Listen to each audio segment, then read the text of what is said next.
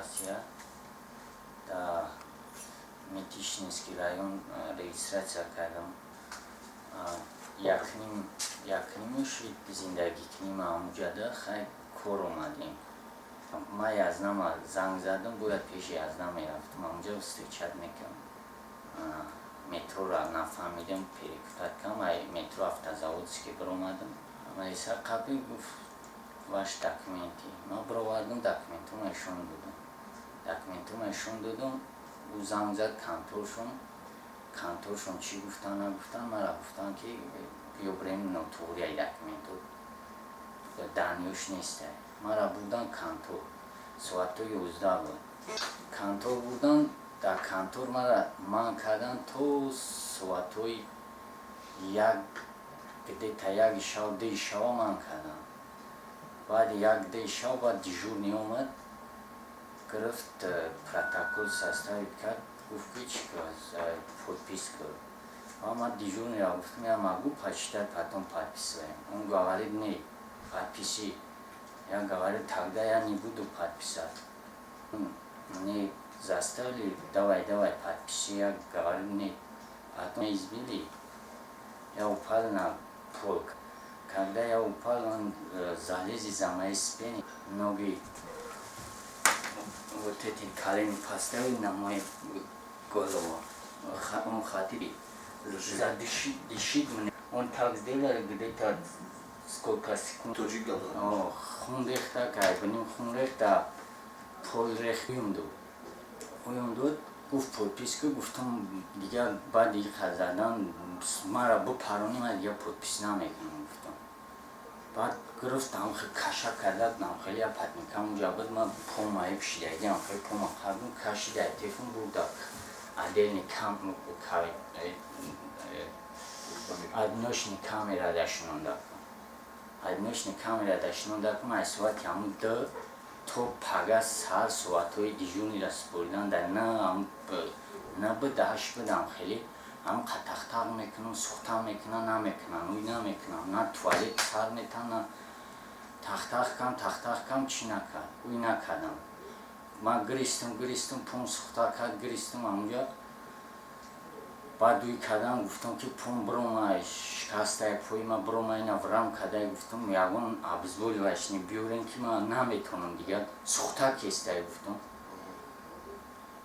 و گرفت توالت ویم دودن کاروچی رفتم توالت کردم گشتم اومدم با ابراد نمونجا دختم محکم کردم گفتم پریسمین کابود میشه ولی بعد نمیچ خیلی میکنیم گفتم دیگه با همین محکم کردم پس عبی تویم کردن اینجا بو زدم بعد دو فراوی کردم بو گریستم وی کردم بعد کامیرا را برآمدم گفتم که نمیتونم گریه کم نمیشود دیگه سوخته است جونم داد کسته و بروادم کاوش بود دیگه برویا توالت کم بعد آنجا پای شما شکستگی بود یا شکسته بود؟ آوای خودش کردم تایی برآمد یا ستارش لیتینم بدم دابولم که برآمدم خیلی شد دشمون میدوده یا هم میگفتن؟ دشمون یا روتم یا روتی با کاری بعد ابراد نبود خیلی دیجون سپوری درافت بعد مرا گرفتم بودم بود چی محکم کرد اون دیجون دیگری بعد گرفت چی محکم کرد ابزیان کردم محکم کرد و بعد دوبار چی پروتکلی بود بعد دو فرا بعد دیگه من نخوندم اون پروتکل را podpis کردم بعد گرفتن سود بودنم پیاده اونجا تو همون چی سوده مرا پیاده بودم 2 نفر بودیم مردمونا بودم سود در نمیدونم چیگه بود نبود که سود همون رو سود نشید مرا با اینجا پیاده گردن وار گده 1 کیلومتر 2 کیلومتر با گردن پیاده رو واردن عبرت نبود اما ابزیان کم محکم کردم شب استودیم سهر گفتن که هم خیلی بود چی میکنیم سود میبریم با پسه و استودیم اینا میبرن پگه عبید شده بود روزی چسله عبدم بود سودمون بودم پس عبید سودمون بودم دلی مرا گردون ای 2 بچه دیگه مردمان به دیورم گردون بعد اومدیم عدل اومدیم گفتم که من 3 روزه شدم در اینجا چی میشه مرا خیلی جواب بتیم بعد گرفتم هم خیلی خوازم دادن که خیلی بنویسم به جدا زندگی میکنی نوشتم همون راپر کردم گفت پگاه ساعت 11 با همین کانتور بیو من 3 روز همونجا خوب کاری نیستم سوختای پورا نمیشه ده امروزایی که ای سود آوردن من رد همونجا ما همون ملیسه را پرسیدم هرچی را همون ملیسه که میبرن من کامبوی پرسیدم همون هرچی را بعد مونده کم اخران ایستو داری اپتیک دم یک ابزبول داشتیم ما از گرفتم 3 روزگی ده بعد همون ما از کم طرف پامگر کرد کم طرف من خوب کم یک سواد 2 سواد بود ایم چیزی 17 مرا بگه سواد 8 7 نیم 8 مرا جواب دادم سر با ابیتوشم رفتم او گازدارستانی او بانیچه رفتم ترامتون رفتم اونجا درومم هم خیلی گفتم نمیدونم موسیقیت خیلی گفتنم خیلی سوسی جالب دوری چی دوری ما گفتم او دور مرا زدگی یعنی سوسی خیلی همونجا نمیدونم چی خوازی چی کردن گفتن اوزی میبینیم پروتست چی میکنیم انا رنگین کردن پوما گفت خیلی گرجانی چی پلاتینه ما گفتم مالی 500 سون دادم رنگین کم پوما با برومدم اینجا دیدن که برومگی هست گرفتن چی کردن گفتن خیلی چی میکنیم پلاتینه ما گفتم مالی خیلی بعد گرفتن پوما گیپس کردن چی کل کردن پوما کشتم جوش در درو واردنش بعد اومد گفت خیلی پلاتید که به غرضی که 500 سومی بود جا پلاتید کردم بعد یه 5000 دیدی تا 5700 سوم 5000 چند سوم گفتن همه خیلی ما برو واردن در کسیم 1700 سوم بود همون یکی 1000 شون بودم گفتم از تلنیش خیلی بعد میورم گفت که انا خیلی روزی 26 بیو هم پو تاوی میکنیم گیبس شود بعد از تلنیش سوم خیلی مالی میگیری میو من گفتم مایلش من گفتم میرم گفتم میگم پاسورس را میرم میگم میکنم پاسورس را توریستون میرم ولی شما در پاسورستون رسیدین правильно؟ او پاسورستون درام من اینا پاسورس در درومان و ما منم جرم خیلی زیابلینی نوشتم خیلی چقدر می نویسنید کردم خیلی موسیقی و ما سوز نمیدونم خودم چی نمیدونم همه چیزی کاری کردن مثل من همون را گفتم اینم خبر خیلی یکون کور ایدشون بیوین اینا بکنم از دست کی بیاد کنم؟ ایدستی همین مثل همین پاسور کورماندونی و یعنی چی سفرهای تاجیکستان در آدرس مترو برکادنی گرامدنی پریودی 2013 است. شما در جامعه تاجیکان بودید، دیاسپوری تاجیکان. من به نظر میگیرم اون که شما گفتگین یک دهشت است برای ملت ما. هر روز ممکن با مانند شما از 10 تا 15 نفر مراجعت کنید. هم در حالت دادن موزیکوری، هم در حالت گمشدن برادران، نادرست بودن با زندان‌ها. مایوبانی زیاد است که از طرف کارمندای داخلی چی مانند شما شدن اینا بسیار آسفه شد. من البته میرسونم سخنه شما به سفیر من بیگونی برکت میکنم با قسم پشت الکترونی پرسته میشه در سایتشون. از شما چی وابستگی داره؟ شما رو مراتبه ممکن یک دو نفر مراتبه دیگر رو فایل کنیم. در نزد جنبش مهاجران تلویزیونی تاجیکان شده‌استگی است. تلویزیونی مهاجرت ملتی تاجیک. این سخنه شما را همشه باز ثبت میکنن در قسم تلویزیونی که برسیده با زبان روسی هم پیشنهاد میکنن. شما روی باز از رو نگردید. اگر به نیتی آمدنی شما باشه فقط از رو گردید ما با دشواری میبرید.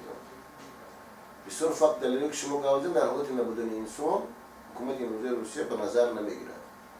اون پسر بچه که همراه شما بود شاهدی میداده که دیده بود اگر نرفته باشد از روی هم حرکت کنید یک خبر پیدا کنید. اونجا که وای دیده است. واسه مولات بگم. روز بیگ بود. من یک سوال دارم شما یک سوال. فکر شما نسبت همه پسر بچه‌ها همه مهاجران تاجیکی در روسیه هستند از تاجیکستان می‌آیند. برای چی زیادتر تاجیک‌ها در چین حالت می‌افتند؟ برای چی تنها تاجیک برده می‌زنن تاجیک دورو می‌پرتن تاجیک بمرو می‌کنن تاجیک پاسرینیکایی که هستن بین‌المللی فری می‌تن چی سبب است و چی لازم است که از زمین بدبختی برآمدن ملت ما در چی می‌بینید شما؟ و دیگر ملت ها هم هست داغستانی هست چین هست این گوش هست کرگیز هست ازبک چرا تاجیکان در این حال زیادی کارمندانی داخلی که وزارت داخلی که پلیسی امروزی روسیه میگه فقط شما به مقابل ما جوابا روی میکنید ما شرمنده شما رو میزنید دورو میپرتید برای چی دیگر شرمنده نیست ممکن خودمون گناهکار هستیم کمی نیستیم گناهکار این справки از центральной больницы городской شهرش بگیرید در شهر مسکو با فکر شما متحد بودن ملت بیرون از وطن لازم است سرجم شدن ملت تو و هر کس خودش رئیس خودش وزیر همین رفتن گیرد و تبرک کنه و لازم نیست متحد بودن شو پسر بچه‌های زیادی که میبرن از دوشنبه از ترکستان میبرن میرن بیرون از وطن باید یک تشن نگن که ما محل چیزی ما از پومیر شما بدخشانی و از رفت گپ زدن که ما تاجیکستانی نگن تاجیک هم دو ما تاجیکستانی ما در بیرون تاجیکیم و در چنین حالت‌ها وقتی نشون لازم میبینیم باید ما جدا از 10-15 نفر فایرود کنم در یک جا میشونم کامرا چو تلویزیون فکر کنم با صحبت بزنند همین روسو بینن تاجیکا بینن حکومتداران تاجیکستان هم بینن در اون حالت ممکن جبرگاه با مانند شما صفشون کم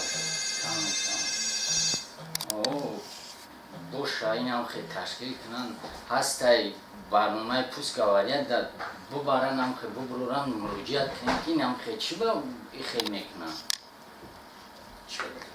من هم خیلی میزنن میسو دیچ توجیک هم چی با میبرن میزنن ما داکمنت میپرای نه پوسکای مرا ببرن محکم کنه بگیره دیپورتم کنه و براوه نکی ادامه چی باید که غمیتن میزنن مایب میکنن شما میدونی که شما در دل شما علم است شما گریان شدید در حادثه‌ای که در بدنی در داخلی در تنهایی شما رو میزنن باور میکنیم و فکر میکنیم گویا مرض ایستادن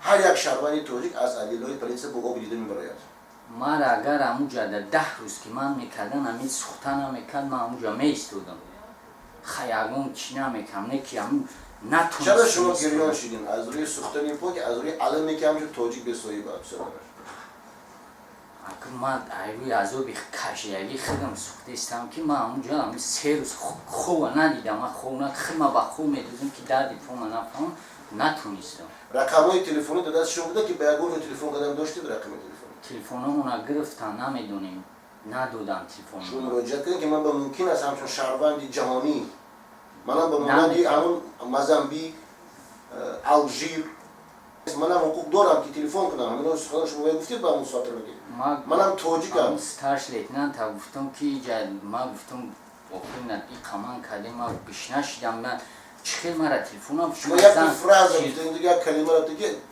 وقتی ساترود شما رو میزد شما گفتید ما امضا نمیکنم و شما که я вас род выявлю, если вы не подпишете. همین سخن بود از طرف ساترود چی گفت آقای شما نه یا رود دام گواری я тебя в рот дам معنیش که چیزی که دارم در بانی پون در دانت میسخن با توجیکی یا رود دام خودی همین ستارش لیتنان گفت شما از نزدیکی و خوردن برابر حکومت начальник отдела شو начальник ملیسه میگن توجیستان در از نزدیک و شناخته میتونه همین شخصه دیده میتونه میتونه بانی در بانی 20 ساترون راستو مانن قطار مانن شما هم رو دیده میتونی با دست شما میتونید ام ستارش لیتنان مرا زنده да وای ممکن امروز پگاه با دیجورنی قبول کنه فرق نداره وای کارمندی همون کارخانه وای فایرات بکنه میبره شما تیاره که همین روز شود همش مونن همراه ما رفتند از نزدیک شما شد که همین شخص شما با این قدر عذاب داد چون که از گرفتن سپرافکی دکتر هم از کار خالی میشود هم از زندان میرود تیاره شما تیاره من تیاره اومد مراجعت کن در که خیلی ما هم صاحب داشته دستیم